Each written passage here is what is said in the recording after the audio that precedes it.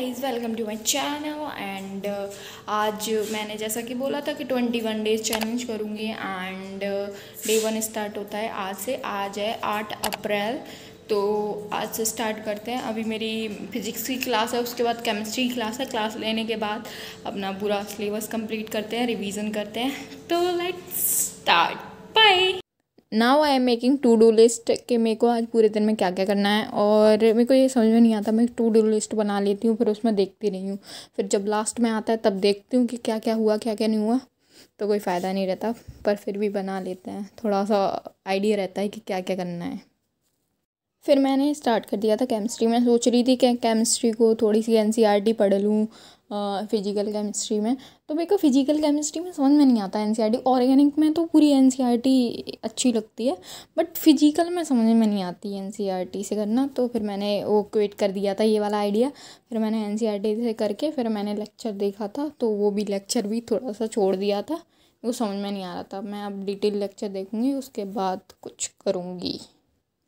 And उसके बाद फिर मेरी आ गई थी आइसक्रीम। मेरा भाई आइसक्रीम लेके आया था, तो उसके बाद वो मैंने खाई। एंड फिर मेरे पापा आ गए थे, तो थोड़ी सी हम दोनों के बीच में कन्वर्सेशन चल रही थी।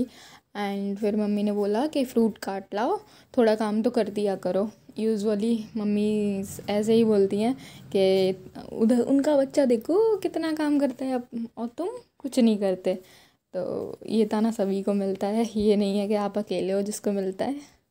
And I am adding some clips जो मेरे पापा की 13वीं वाले दिन की हैं। उस दिन हवन हुआ था उस दिन, एंड हवन के बाद थोड़ी सी कन्या वगैरह हुई थी। तो हमारे यहाँ ये होता है कि हवन के बाद थोड़ी कन्या वगैरह होती है, उसके बाद बड़ी वाली दावत होती है। तो वही, और अभी मैं वो स्टिकर चिपका रही हूँ जो मेरी दीदी लेके आई थी। मैंने सोचा लाओ चिपका ही देती हूँ, और ये अच्छे लग रहे थे वैसे लगा के। तो फाइनल लुक मैं बाद में दिखाऊंगी, अभी तो मैं चिपका रही हूँ। इसको पता है इतना टाइम लग गया था, क्योंकि ये एक तो दीवार पे चिपका रहे हैं, तो ऐसा एकदम स्टिक नहीं हो रहा था उस पर। तो उसको दबा दबा के मैंने चिपकाया। तो आप लोग देखो कितना अच्छा लुक आ रहा है इसका।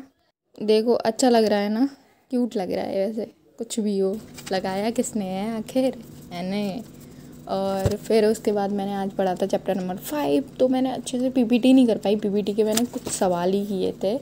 और पीपीटी अब मैं आज संडे को पीपीटी ख़त्म करके मानूंगी। आज है संडे 9 अप्रैल, जिस दिन मैं ये वीडियो एडिट कर रही हूँ। तो लेट आएगी थोड़ी सी, तो कोई ना, आ जाएगी। अब 21 डेज़ चैलेंज लिया है तो करेंगे पूरा।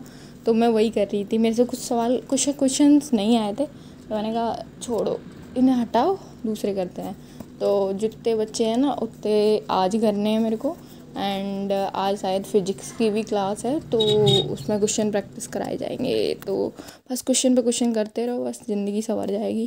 क्योंकि question is the key of success हमारे लिए। तो क्योंकि CUET में तो सबसे मेन क्वेश्चंस ही हैं।